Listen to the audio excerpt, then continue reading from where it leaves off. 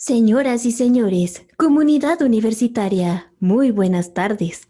A nombre de la Universidad de Guadalajara, del Centro Universitario de Ciencias Económico-Administrativas, del doctorado en estudios fiscales, de la maestría en estudios fiscales, de la maestría en finanzas y la división de contaduría, sean todos ustedes bienvenidos en mérito de este webinar, titulado Análisis y perspectivas de la norma fiscal antiabuso.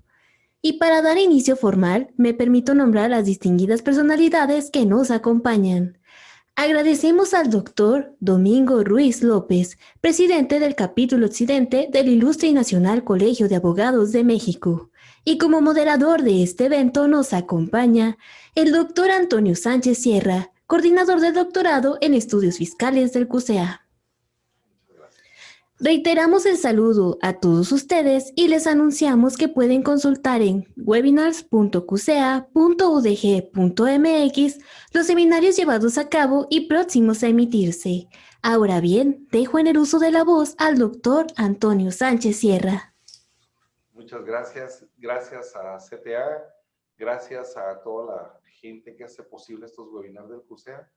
También agradecemos a todas las áreas que son ahora sí auspiciadores académicos de este importante evento. Y sin más preámbulos, quiero leer una breve reseña de nuestro invitado y hoy por hoy nuevo académico también del doctorado en estudios fiscales. Le agradezco infinitamente a Domingo, al doctor Domingo, que haya aceptado la invitación que le formulamos y se integra a nuestro cuerpo académico. Y sin más, Domingo, voy a dar lectura a tu impresionante currículum. No a todo, porque si no, no vamos a llevar tu sesión aquí. Pero sí quiero ser enfático de todos sus grados académicos, su enorme trayectoria. Él es licenciado en Derecho, maestro en Fiscal por la Universidad de Guanajuato, doctor en Materia Fiscal por la Universidad Autónoma de Durango, candidato a doctor por la Universidad Panamericana y tiene un máster en Dirección de Despachos en el Instituto Superior de Derecho y Economía de Madrid, máster en Ciencias Jurídicas en la Universidad Abad Oliva, CEU de Barcelona, ¿sí? Y ha cursado pues más estudios de posgrado en la Universidad de Castilla-La Mancha, en la Universidad de Santiago de Compostela, todos en España, y ha realizado cursos de perfeccionamiento en el IPADE Business School en Guadalajara y Yale University, New Haven en Connecticut, Estados Unidos. Él es socio director de la firma Ruiz Consultores, especializada en litigio, consultoría y práctica corporativa, profesor de posgrado de la Universidad Panamericana, profesor invitado de las universidades españolas Castilla-La Mancha en Toledo y Abad CEU en Barcelona. Coordinador y coautor de diversos libros, además presidente del capítulo occidente del Ilustre y Nacional Colegio de Abogados de México, que es el más viejo de México. Y de veras es un honor para nosotros, Domingo. Sin más, todavía aparte que eres consejero de Coparmex, coordinador de jurisprudencia, y si le seguimos, no acabamos, Domingo. Es impresionante tu currículum.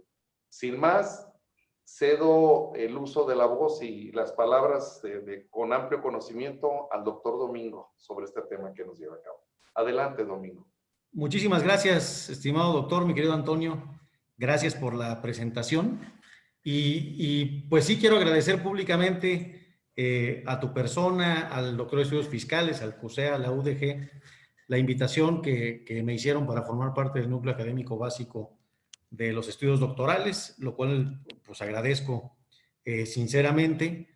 Me parece que la construcción del conocimiento en materia fiscal, pero del conocimiento científico, del conocimiento metodológico, del conocimiento analizado, es muy importante y más en la coyuntura que atravesamos en México en este momento. Entonces, muchísimas gracias. La verdad me siento muy reconocido, muy halagado con la invitación y formalmente pues hoy hablar como profesor del doctorado en estudios fiscales de pues nada más la segunda universidad más importante de nuestro querido país, que no es decir poco.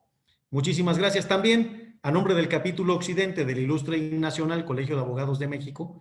Agradecer la relación institucional que hemos venido construyendo. Estamos cocinando un convenio, estamos cocinando varias cosas para poder estar junto construyendo a materias que nos son comunes. Ya lo has comentado, el Ilustre es el colegio con más tradición de América.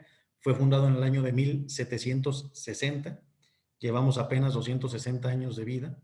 y como tal, pues tenemos que seguir construyendo. El capítulo occidente, que me honro en presidir, pues tiene su sede en Guadalajara y actividades en los estados de Jalisco, Michoacán, Colima, Nayarit, Aguascalientes y Guanajuato, y desde ahí, pues sin duda estaremos juntos construyendo hacia la comunidad, como es el caso del día de hoy, de platicar un tema que es relevante, que es importante, que es la incorporación de la cláusula general antiabuso en el derecho tributario mexicano, y un poco cuáles son los retos y desafíos que nos está presentando la operación, la aplicación de esta cláusula. Sabemos que a partir del 1 de enero del año 2020 es que entró en vigor esta reforma al artículo 5A del Código Fiscal de la Federación, pero no hemos visto todavía su aplicación, no hemos visto todavía sus consecuencias, no hemos visto todavía cómo se decanta, pero sí que el 8 de septiembre pasado, en el paquete de reformas de iniciativa, de paquete económico y de reformas a distintas disposiciones, entre ellas el Código Fiscal de la Federación, el Ejecutivo Federal está proponiendo ya una modificación, una enmienda a este artículo 5A del Código Fiscal de la Federación.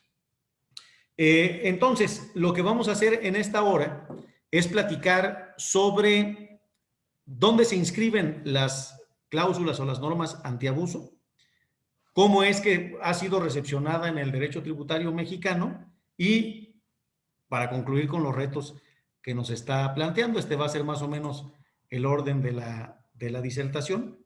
La idea es plantear reflexiones o provocar reflexiones para su análisis y para su decisión, que me parece que en la academia es el papel que estamos obligados a cumplir, aportar y provocar reflexiones. Para tal efecto, me voy a apoyar en una presentación que tengo preparada para el día de hoy y sobre la cual pues iremos comentando esto, algunas ideas, algunas reflexiones en torno a la cláusula antiabuso. Al final, desde luego, estaré atento a las preguntas de todas y todos para poder pues tratar de enriquecer un poco más la discusión. Bien, a ver, ¿de qué va este tema de las normas antiabuso? ¿Dónde se inscriben? ¿De qué se trata? ¿En dónde es que se vienen decantando las normas? Y yo diría que aquí tenemos que ampliar mucho nuestro Zoom.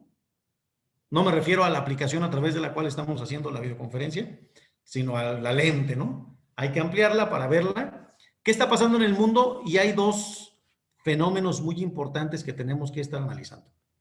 Uno de ellos son tendencias jurídicas y otras de ellas son tendencias de la realidad económica. A ver, por lo que vea las tendencias jurídicas, tenemos fenómenos de internacionalización del derecho y de anglosajonización del derecho. Desde ahora solicito me disculpen por el uso de este término, de esta palabreja, que no existe en nuestro idioma, pero que he decidido pues acogerla para un poco tratar de explicar pues lo que está pasando como tendencia jurídica. ¿Qué sucede con esto? A ver, todos los fenómenos de mundialización o de globalización, la conjunción de los países en organismos internacionales, en fin, etcétera, lo que han venido a hacer es a cuestionar esta clasificación tradicional de las culturas y los sistemas jurídicos, como lo romano-germánico, continental, etcétera. Todo eso está absolutamente cuestionado el día de hoy.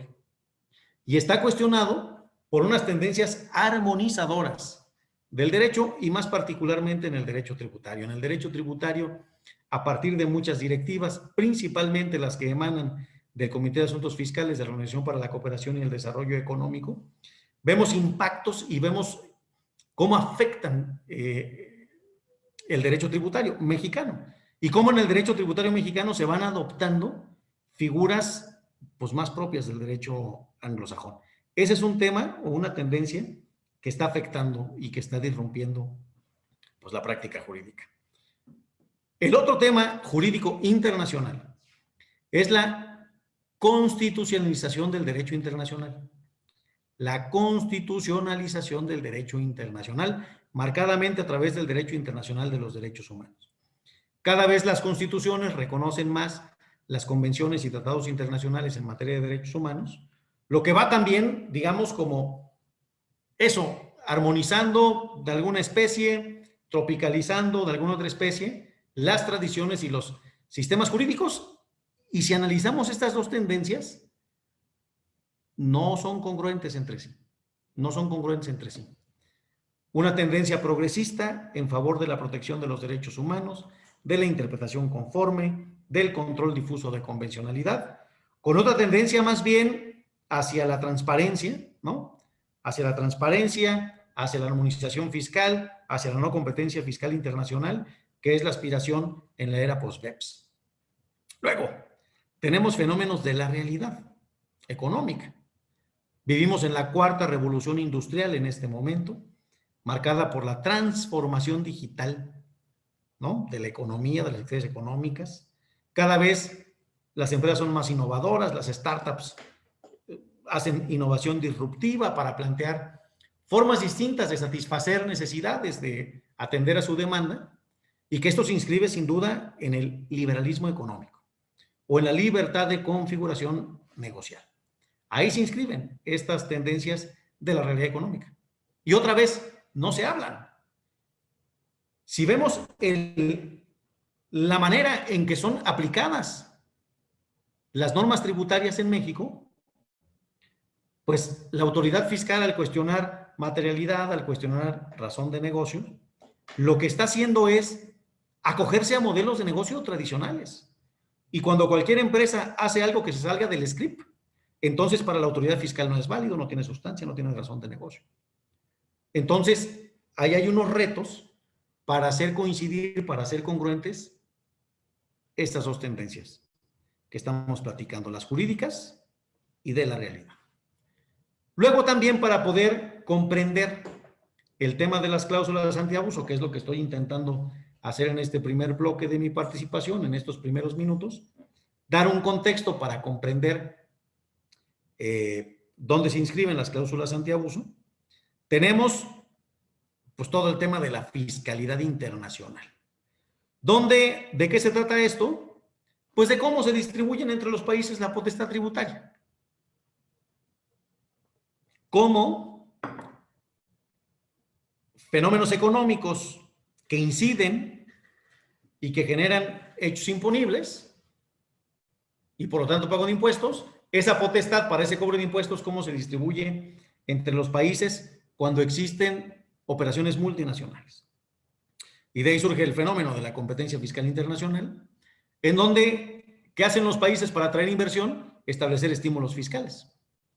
Por lo tanto, los países hacen estímulos fiscales para poder ser más atractivos para la inversión y eso hace una competencia fiscal internacional. Si tú haces estímulos fiscales, puede que seas más atractivo que otro y luego hay países que hacen súper estímulos fiscales y que hoy los conocemos como regímenes fiscales preferentes precisamente para atraer la inversión.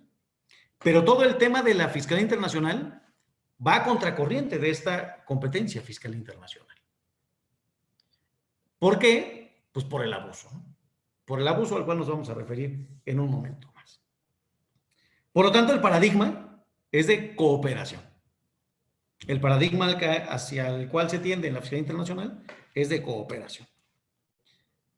De esta forma, pues los retos que se han planteado desde la OCDE es cómo combatimos la planeación fiscal internacional, cómo combatimos el traslado de beneficios entre países y que a partir de ahí se erosionen las bases gravables, en fin, etcétera. Pues primero a través de tratados para evitar la doble imposición y que ese es el primer paradigma que se vino llevando a cabo, ¿no? Los países celebran tratados internacionales para evitar la doble imposición. De esta manera, a través de estos tratados para evitar la doble imposición, pues lo que se busca es evitar que de manera artificiosa se estén trasladando beneficios, como he dicho, entre países. Pero luego, pues esto resultaba más o menos insuficiente y por lo tanto surgen por allá de finales de la década de los 90, hacia 1998, todo el tema de transfer pricing, ¿no? Este principio de arm's length, a partir del cual las empresas que forman parte de un grupo multinacional o que son partes relacionadas por algún motivo, tenencia accionaria compartir la dirección, en fin. Las operaciones que hacen entre ellas deben ser a precios equiparables, como si no tuvieran ninguna relación, como si fueran partes independientes. Pero eso seguía siendo insuficiente y por lo tanto en el año 2013 surge este plan de acción BEPS, Base Erosion and Profit Shifting, de la OCDE, que lo que busca, como su nombre dice, es evitar la erosión de las bases gravables y el traslado de beneficios fiscales entre países. Eso es lo que busca el plan de acción BEPS. De esta manera, surge del seno de la OCDE este plan de acción BEPS que he mencionado hace un momento. Se generaron grupos de trabajo y luego conclusiones que se comenzaron a ver de grupos de trabajo más o menos hacia el finales del año 2015, por ahí de octubre de 2015, es que se empezaron con estas cuestiones. Surge de ahí el convenio multinacional. Sabemos que tenemos 15 acciones del plan BEPS. Justo hoy en la mañana con una asociada de la firma discutíamos la acción 2 de este tema de los híbridos y que forma parte de la reforma fiscal para 2020, etcétera. Y en donde una de las conclusiones o una de las acciones, que es la acción 1, pues no ha tenido conclusión alguna. Sin embargo, las demás han tenido conclusiones. Las demás acciones han tenido conclusiones. De ahí surge el Common Reporting Standard, el convenio multilateral, que se va implementando en distintas jurisdicciones y se va evaluando.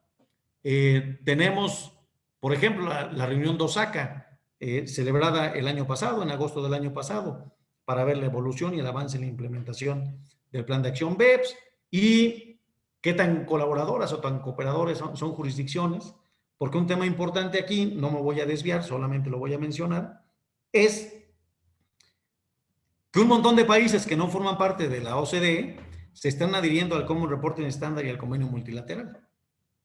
Muy interesante. Estamos, por lo tanto, derivado de todo esto en la era post-BEPS. Toda la revolución, toda la evolución que estamos viendo en este momento en materia tributaria es parte de la era post-BEPS, post-conclusiones del plan y que ahora es su implementación, su medición, su evaluación. Así podemos encontrar pues el cúmulo de reformas que han existido en México precisamente para la implementación del plan de acción BEPS. ¿Cuál es el paradigma ahora? La transparencia. Lo que se busca a partir de esta era post-BEPS es la transparencia. El estándar previo a BEPS era el intercambio rogado de información, el intercambio de información a petición de parte, digamos, y ahora el estándar es el intercambio automático de información. Vemos ahí en vigor desde el año 2017 estos apartados de cuentas financieras en materia fiscal en el Código Fiscal de la Federación, los intercambios que se han venido ya realizando, las primeras implementaciones en México del plan BEPS en la reforma para 2014, antes incluso que hubiera conclusiones, etcétera. Y hoy estamos en este paradigma de transparencia que nos plantea un montón de problemas, porque se cuestiona si esto es soft law, y si este soft law cuestiona la certeza jurídica, porque al estarse adoptando medidas que emanan de la OCDE, pues ¿qué pasa con el poder legislativo? Si es un fenómeno de policentrismo de fuentes, ¿qué pasa con la soberanía? Si es un derecho supranacional, ¿no? En donde las normas están colisionando unas con otras y que a final de cuentas se plantean retos o problemas de la internacionalización del derecho tributario, como platicaba en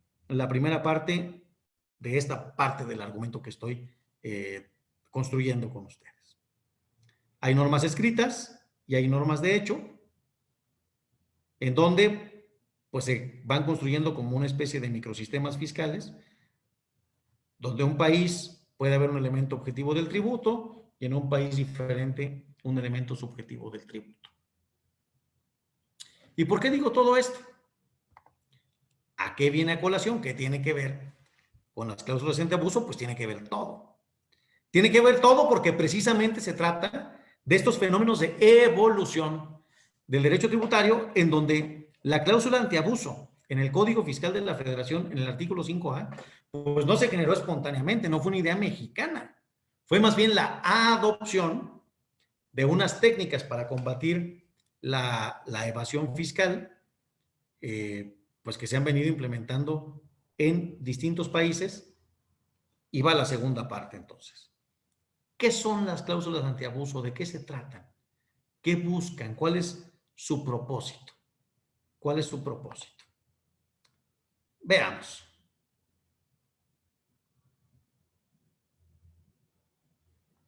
Acá está, ya andaba perdiendo la presentación, pero ya la encontré otra vez.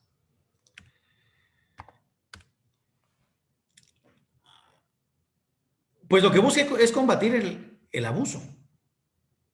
El abuso. ¿Pero qué es el abuso? O sea, ¿dónde está el abuso? Y el abuso está en un tema bien interesante, pero bien discutible también, que es lo que se conoce como planeación fiscal y que hoy pues ya casi nos atrevemos a usar esa expresión, ¿no? Planeación fiscal, porque pareciera una práctica perniciosa. Si vemos la retórica del Plan de Acción BEPS, lo que busca es combatir la planificación fiscal agresiva.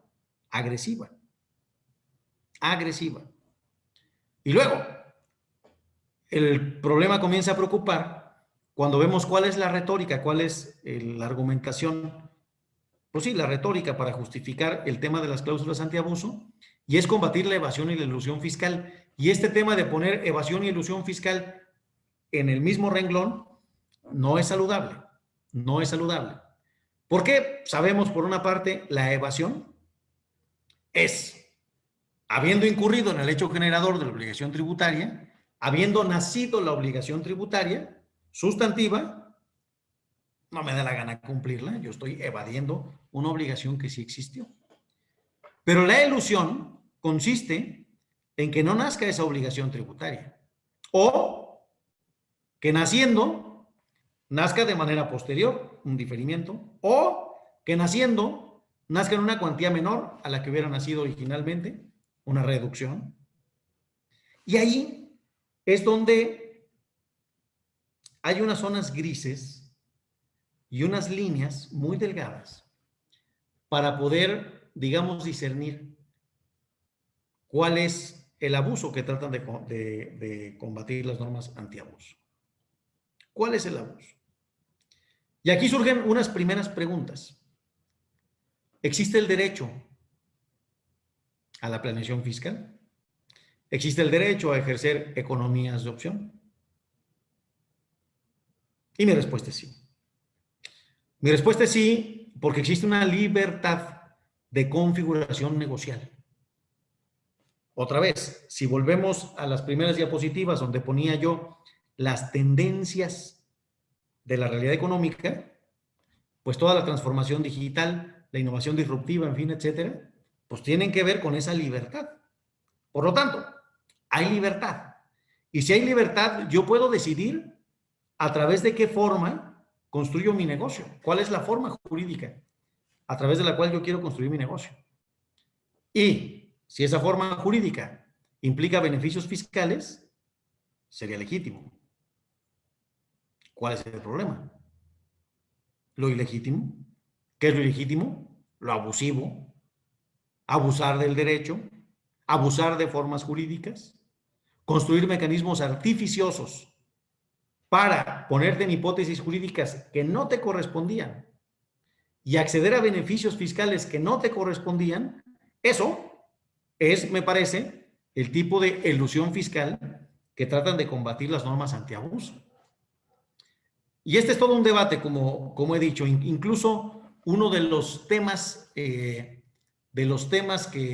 se ponen en la mesa es ¿por qué las personas pagan impuestos? Existe un estudio de la OCDE que habla de moral tributaria y se pregunta en el título, ¿qué mueve a las personas y a los negocios a pagar impuestos? 2019, el estudio. Y entonces, básicamente, cita este estudio, otro estudio del Banco Mundial, que voy a parafrasear. Digo, está en inglés, la mala traducción es culpa mía, pero lo voy a parafrasear. Y básicamente lo que nos dice es que hay una teoría del cambio y para el cumplimiento tributario destaca las relaciones dinámicas entre confianza, facilitación, aplicación de las normas y analiza su papel en la construcción de la moral fiscal. Esto es, ¿qué construye la moral fiscal? La confianza, la facilidad de cumplimiento, la correcta aplicación de las normas, y eso construye una moral fiscal.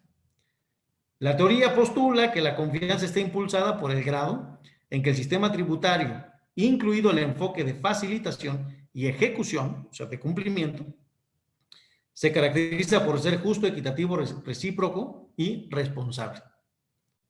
Como tal, fortalecer el cumplimiento tributario no se trata solo de mejorar la aplicación de impuestos, ni forzarlo, el cumplimiento obligatorio o lo que es enforcement, que yo lo traduzco como cumplimiento obligatorio, pero es enforcement la palabra, sino también la búsqueda de cumplimiento cuasi voluntario mediante la creación de confianza y la facilitación de los pagos, todo ello respaldado por un sistema confiable, justo y un sistema equitativo de recaudación.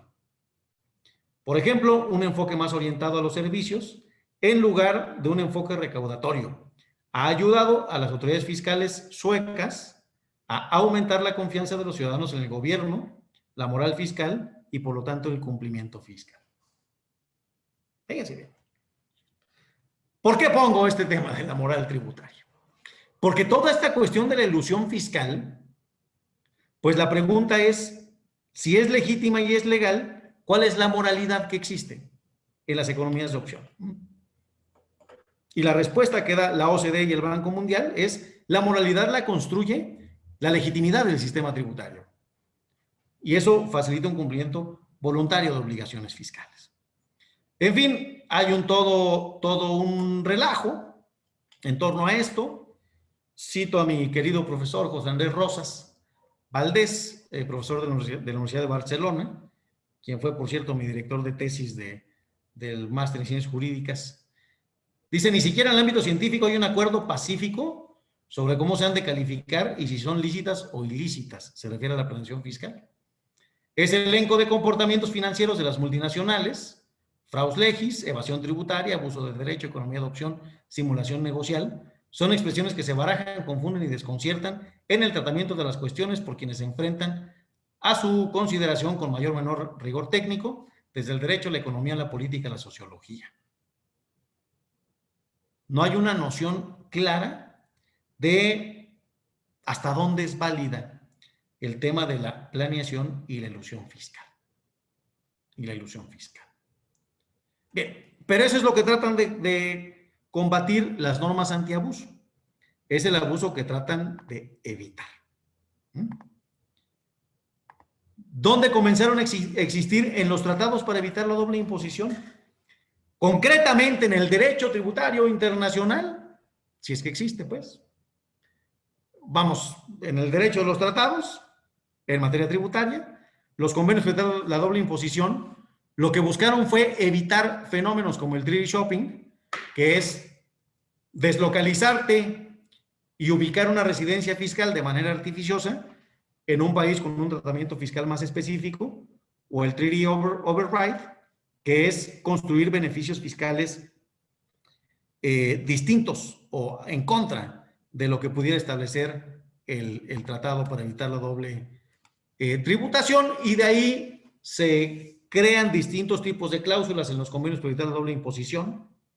Se crean cláusulas de aproximación, se crean cláusulas de exclusión, esto es, las de aproximación es ir al fondo, a la realidad de la operación, a la sustancia. La exclusión es quitarte de encima los beneficios que el tratado te había establecido y que tú artificiosamente quieres aprovechar. El poderte aproximar al sujeto o recanalizarte, reconducirte.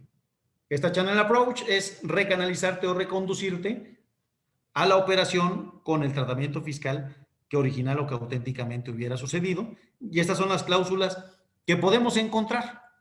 Por ejemplo, en el modelo convenio de la OCDE, de los artículos 7 al 12 más o menos, se contienen un montón de cláusulas antielusivas.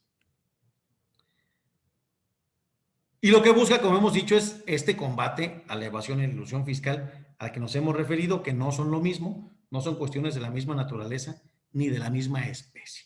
Sin embargo, buscan combatirlo. ¿Qué son entonces las cláusulas antiabuso? Estas cláusulas generales antiabuso o antielusivas son figuras utilizadas por el derecho tributario para combatir la elusión fiscal cuando se logra de manera ilegítima. Ilegítima. Yo creo que este tema de la ilegitimidad es un asunto fundamental para poder tener una nota característica en la cláusula antiabuso.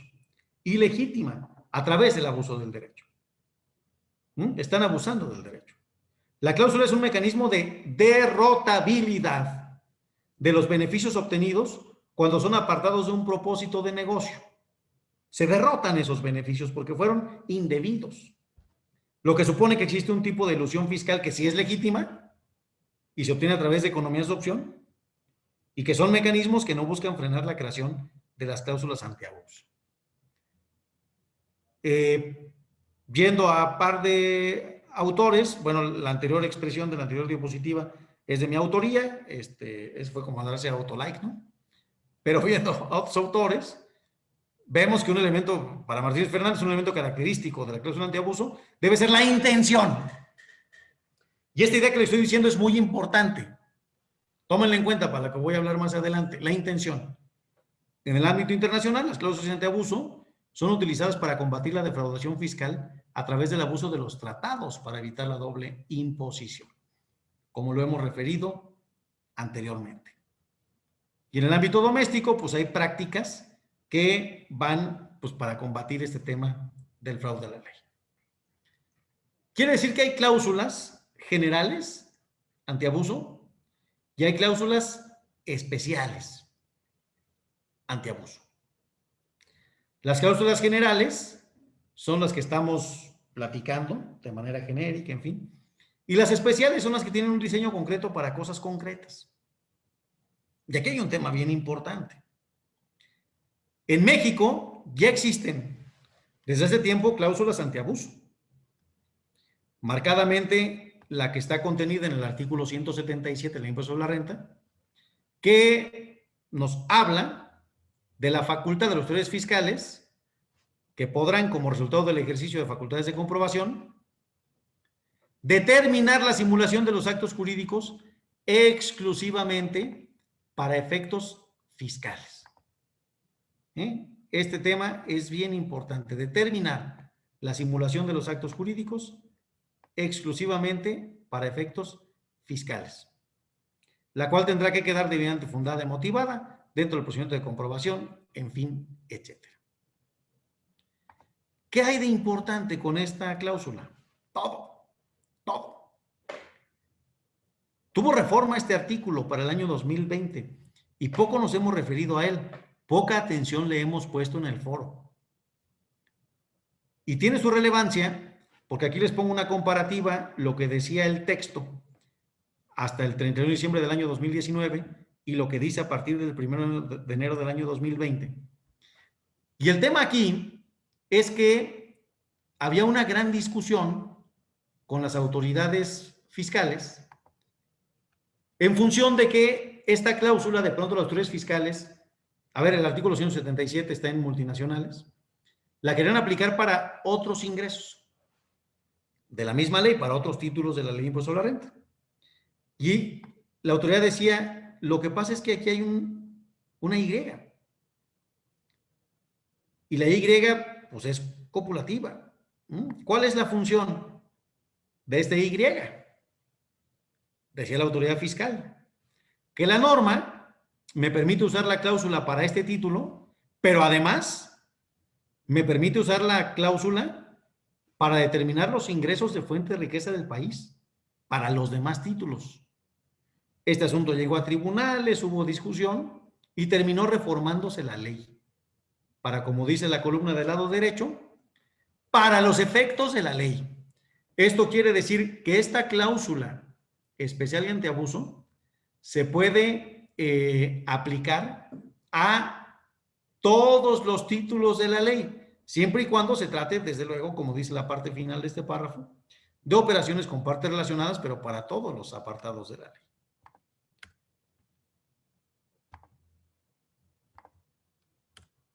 ¿Y cómo está configurada? Pues como una institución, digamos, de fraude a la ley, en donde, primero, la carga de la prueba es de la autoridad, y la autoridad lo que tiene que hacer es identificar el acto simulado y el realmente celebrado, debe cuantificar el beneficio fiscal obtenido por virtud de la simulación, debe señalar los elementos por los cuales se determinó la existencia de la simulación, ¿no? Muy importante, incluyendo la intención de las partes. En las definiciones que poníamos hace un rato de las cláusulas antiabuso, hablábamos de la intención. Y aquí está claramente la intención de las partes. No obstante, hace un año precisamente se estaba ya discutiendo la incorporación del artículo 5A al Código Fiscal de la Federación con 3 argumentos fundamentalmente. Primero, equidad tributaria. Dice la exposición de motivos que es inequitativo que 2 contribuyentes que están en la misma situación no paguen los mismos impuestos porque uno se acogió a economías de opción y el otro no. Bueno, pues si yo fui al cine usando un cupón de descuento y otro no, pues yo tenía un cupón de descuento, ¿no? Pero bueno, ese es el argumento de la iniciativa. El segundo argumento es la experiencia internacional, donde dicen, no, hombre, esta cláusula ha sido exitosísima, hay experiencias en Bélgica, en Canadá, en Finlandia, en Francia, en Alemania, en Hong Kong, India, Nueva Zelanda, Sudáfrica, Irlanda, Corea del Sur, de una cláusula exitosa. Vamos haciéndola. Y el tercer argumento tiene que ver con la certeza jurídica. Y está interesantísimo este argumento, porque dice además no es inconstitucional. Hombre, ¿por qué me explicas desde la exposición de motivos que no es inconstitucional? Me están preguntando si voy a proporcionar el material. Desde luego que sí, estará a su disposición, con mucho gusto.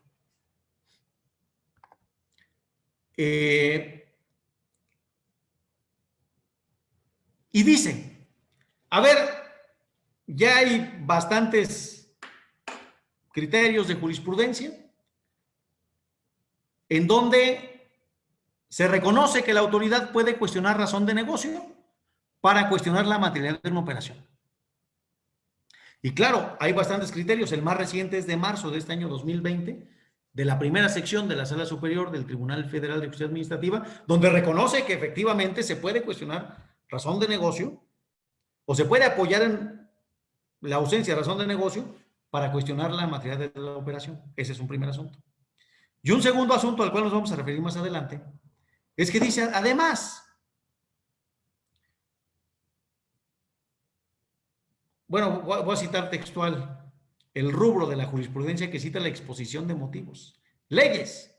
Su inconstitucionalidad no depende de que se establezcan conceptos indeterminados. ¿Por qué se quiere curar en salud el legislador? Pues porque la cláusula general antiabuso contiene un concepto jurídico indeterminado. Indeterminado. Veamos. Producto del proceso legislativo surge este texto que nos establece que los actos jurídicos que carezcan de una razón de negocio y generan un beneficio fiscal, directo o indirecto, y aquí es pues, la primera cuestión, ¿qué es un beneficio fiscal indirecto? Es lo que tendríamos que pues, más o menos entender. Tendrán efectos fiscales que correspondan a los que habrían realizado para la obtención del beneficio económico razonablemente esperado por el contribuyente. Y aquí, solo este párrafo nos presenta varios problemas. Estos 3 renglones nos presentan varios problemas. El primer problema es este que decía, ¿cuál es un beneficio indirecto? El segundo, ¿cómo va a tener los efectos fiscales que correspondan? ¿Cuál es la metodología para que la autoridad le dé los efectos fiscales que correspondan? Por lo siguiente, mucho se ha dicho que lo que la autoridad hará es recaracterizar. Pero yo tengo mis dudas. ¿En qué apoyo mis dudas? La exposición de motivos, perdón, la iniciativa que se presentó el 8 de septiembre del año 2019 ante el Congreso de la Unión, tenía este primer párrafo la expresión que la autoridad podía recaracterizar los actos. Y el legislador no lo quiso aprobar así. El legislador borró la facultad de recaracterizar. El legislador no quiso que la administración tributaria en México pudiera recaracterizar actos. Entonces, ¿qué va a hacer? ¿Con qué técnica? Este es un problema tanto para el contribuyente como para la autoridad, ¿eh? ¿Cómo se va a resolver esta cuestión? ¿Cómo se va a resolver? Luego, el ejercicio de sus facultades de comprobación, la autoridad podrá presumir actos. Vamos, este párrafo nos dice, pues lo que ya sabemos, que debe haber pruebas, que debe basarse en los hechos de la revisión fiscal y que te los debe dar a conocer en la última acta parcial, oficio de observaciones o resolución provisional si es una revisión electrónica. Gracias. Eso ya lo sabíamos.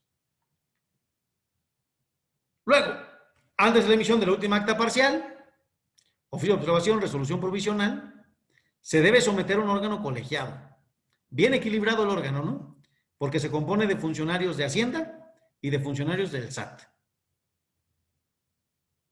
Y obtener una opinión favorable para aplicación del artículo. Esto es, debe haber una opinión favorable para poder aplicar la cláusula antiabuso. Bien importante tomar en cuenta que a partir de que la administración de auditoría que haga la consulta la hace, se suspende el plazo de 12 meses para concluir con la revisión fiscal. Se suspenden. Si no tiene una respuesta favorable, se entiende que no puede ejercer la cláusula. Si es favorable, la va a ejercer. Yo me sigo preguntando cómo. Y es presunción. La autoridad puede presumir que no existe razón de negocios cuando el beneficio económico cuantificable sea menor que el beneficio fiscal. También puede presumir que una serie de actos jurídicos carecen de razón de negocios cuando puede alcanzarse a través de un menor número de actos. Son presunciones que va a ir haciendo la autoridad fiscal. Quiere decir que la carga de la prueba será del contribuyente. ¿Qué es un beneficio fiscal? Reducción, eliminación, diferimiento temporal de una contribución a través de deducciones, exenciones. O sea, esto está agresivísimo. Te pueden cuestionar cualquier deducción. Cualquier deducción. Agresivísima la cuestión. No todas las deducciones te van a generar un beneficio económico. Siguiente párrafo. Se considera un beneficio económico razonablemente esperado cuando las operaciones del contribuyente busquen generar ingresos, reducir costos, aumentar el valor de los bienes que sean de su propiedad, mejorar el posicionamiento, entre otros casos. Este es lo que más se va a tener que defender, entre otros casos. Es un listado enunciativo, no limitativo. Habrá que defender todos los casos donde en un modelo de negocio pues resulte que era interesante la operación, que se esperaba un beneficio económico. Imaginen ustedes todas las inversiones que se hicieron hasta antes de marzo de este año 2020. Llegó el COVID y muchas de esas inversiones no han tenido beneficios económicos, pero sí beneficios fiscales porque son inversiones y fueron deducibles y tal vez generaron pérdidas fiscales. ¿Cuántas empresas el día de hoy hay con beneficios fiscales y sin beneficios económicos por los efectos económicos que ha tenido la pandemia en sus empresas? Ese otros casos va a ser bien importante estarlo defendiendo. Bien importante.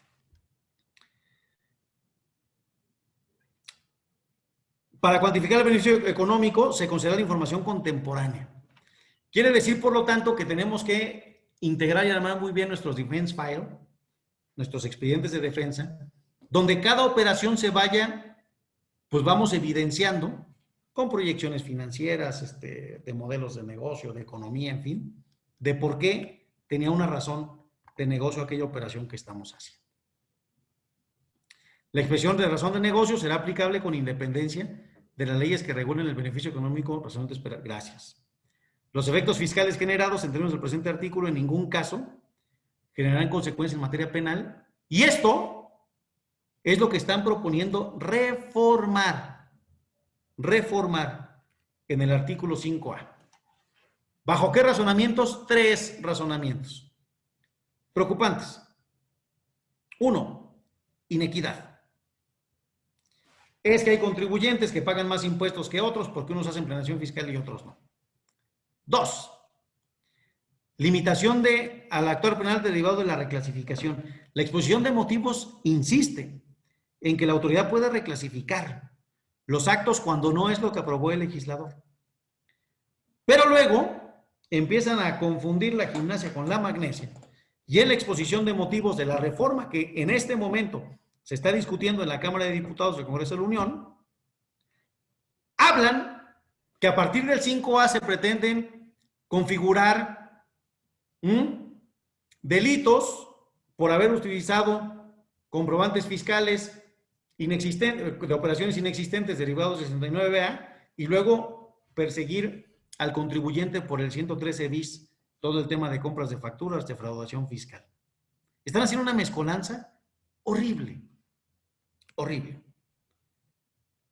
Lo que quieren hacer es que ahora diga, está en cursiva, los efectos que las autoridades fiscales otorguen a los actos jurídicos de los contribuyentes con motivo de la aplicación del presente artículo se limitarán a la determinación de las contribuciones, sus accesorios y multas correspondientes, sin perjuicio de las investigaciones y responsabilidad penal que pudiera organizarse con relación a la comisión de delitos previstos en este código.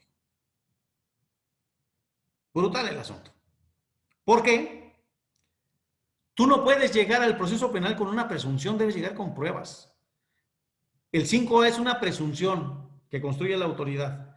Sobre una presunción no puede haber una persecución penal. A ver cómo es que se va decantando la cuestión, pero lo que sí es que el Estado pretende cada vez mostrar un vaso más inquisidor y más persecutor.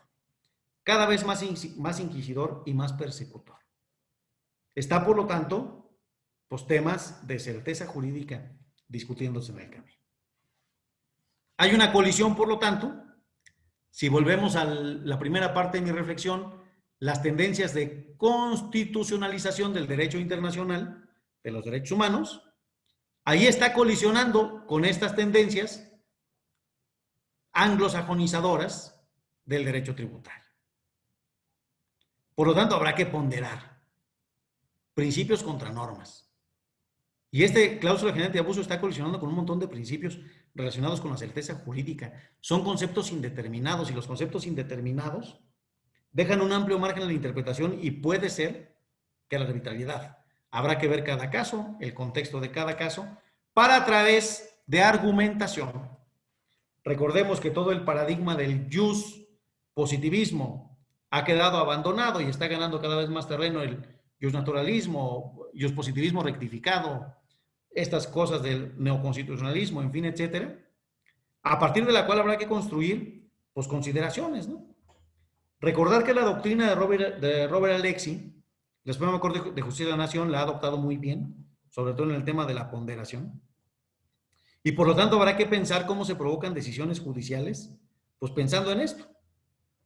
Convicciones, concesos de hecho, valoraciones, principios, sobre todo principios. ¿Contra qué tantos principios está riñendo la norma antiabuso? Y más, ahora el Frankenstein, como he platicado, que quieren hacer incorporando pues medidas de carácter penal a esta norma. Me parece que sí hay bastantes retos y consideraciones que hacer relacionados con el tema de la certeza jurídica. Habrá que ver cómo las autoridades comienzan a implementar estas normas en el camino, estas disposiciones, etcétera, que pues permitan construir una relación más equilibrada. Y quiero decir algo, son postulados de doctrina, sí, claro. Son postulados incluso que en las jornadas de Perú, del Instituto Latinoamericano de Derecho Tributario, del cual me honro en formar parte como miembro alterno del directorio, emitió algunas recomendaciones relacionadas con este riesgo de erosión, digamos, de la certeza jurídica con las cláusulas antiabuso, con estos riesgos. Y básicamente hay algunas conclusiones que también están reflejadas en la Carta de los Derechos del Contribuyente para los países miembros del ILAT. ¿Qué hacen esta reflexión? La relación jurídico-tributaria es una relación de derecho, no es una relación de poder. No es el poder del Estado sobre el contribuyente, sino es la relación jurídico-tributaria a través de derechos, de normas constitucionales, de normas de rango legal, y a partir de ahí se van construyendo formas de cumplir las obligaciones. Hasta aquí dejo yo esta parte de mi reflexión. Dejo en esta diapositiva mis datos de contacto, mis redes sociales para poder estar interactuando, estar en comunicación, y además en el doctorado pues estaremos haciendo lo propio y estoy a su disposición para ver pues, preguntas, inquietudes, comentarios que puedan existir del auditorio. A ver, me comentan que no hay como muchas preguntas, por lo tanto quiero decir un par de cositas más, si me permiten. Sí, adelante, Domingo, adelante. Dos cositas más, ya que me metí al tema de la relación jurídica tributaria. A ver, este es un tema bien importante porque ¿cuál es la expresión del poder del Estado? Y cómo el poder del Estado se refleja en la relación jurídico-tributaria y en esta obligación para poder cobrar impuestos, y se refleja a través de las normas. Desde luego, me refiero a la relación jurídico-tributaria sustantiva, donde hay normas, y en la instrumental o procesal, pues otras normas para hacer posible la primera, pero siempre es una relación de equilibrio, y ese equilibrio lo da el derecho. ¿Qué está pasando en México?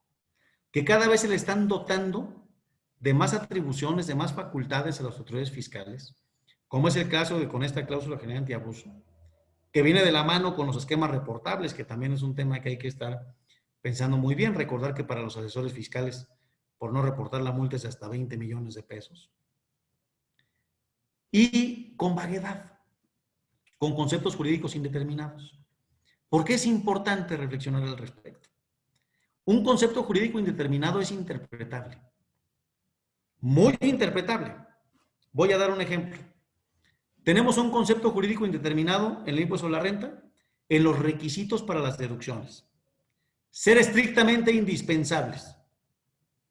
¿Desde hace cuántas décadas está ese requisito en la ley? ¿Y cómo ha evolucionado la interpretación?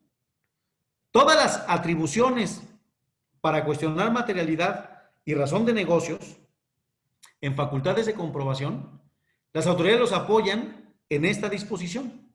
Ser estrictamente indispensable, y por lo tanto, no es estrictamente indispensable lo que no tiene razón de negocio, no es estrictamente indispensable algo que no tiene materialidad. El 5A es una norma, un concepto jurídico indeterminado, que por lo tanto es bien interpretable. ¿Cómo se va a interpretar? ¿Hacia dónde? A mayor ambigüedad puede haber mayor arbitrariedad. Por lo tanto, aquí va a ser otra vez el jalón de la cobija.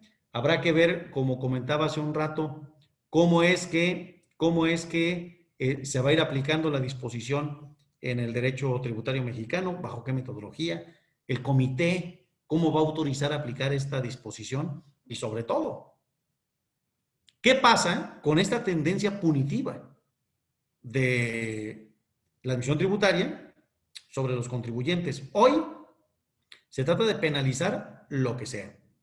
¿Estoy exagerando? No. Prueba de ello es que esta reforma que se está implementando, que se está tratando de incorporar al artículo 5A, busca penalizar, por cierto, con una técnica muy deficiente, pero penalizar a los contribuyentes, a los empresarios, por las actividades que vayan haciendo bajo una cosa muy abstracta que va a ser razón de negocio. Razón de negocio. Hay una pregunta, ¿verdad, Domingo? Por ahí tienes una pregunta. Sí. A ver, muchas gracias. Me preguntan, ¿se requiere primer acto de aplicación para implementar la norma? En mi opinión, sí. No es una norma que sea autoaplicativa. Al ser una facultad de la autoridad fiscal, la tiene que implementar, la tiene que aplicar para que detone entonces, al ser heteroaplicativa, un primer acto de aplicación y entonces acudir al juicio de amparo, efectivamente.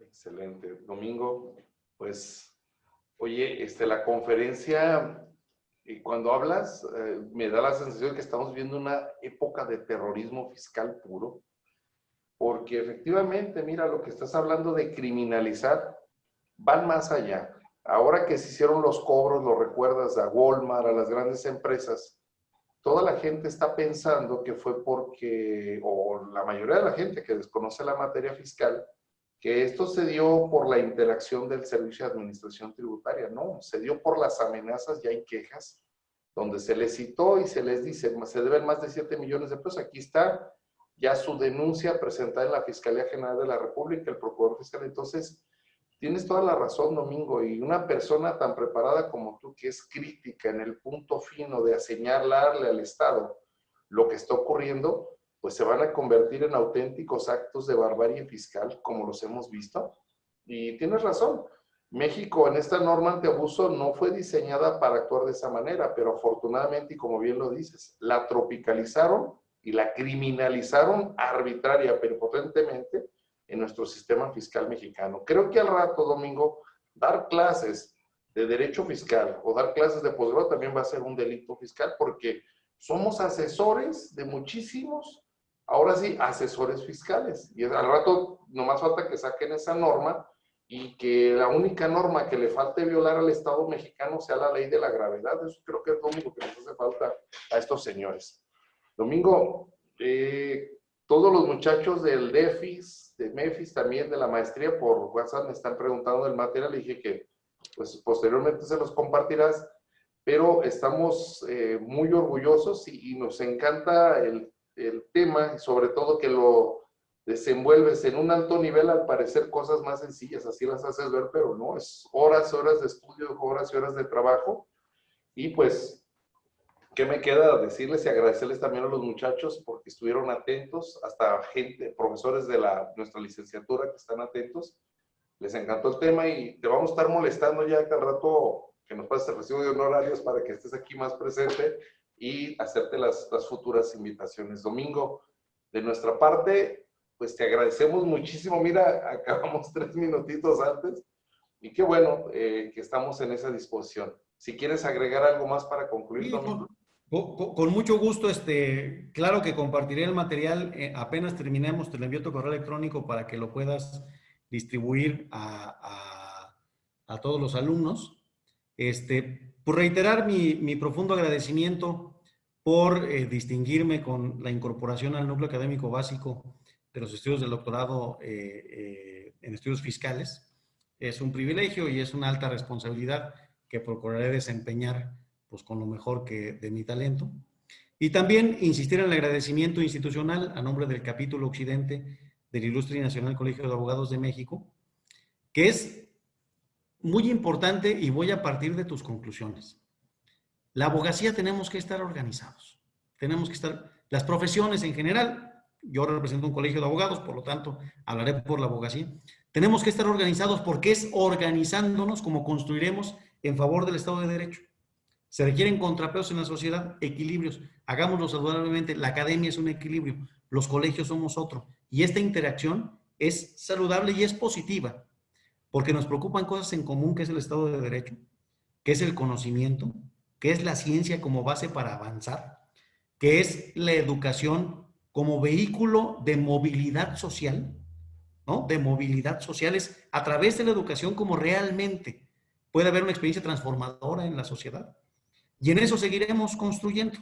No podemos solamente quedarnos pasivos y ver que algo está mal o que algo es criticable. Tomemos acción y en eso estaremos comprometidos y seguiremos construyendo. Muchísimas gracias otra vez por la invitación. Muy bien, Domingo. Gracias nuevamente por esta conclusión.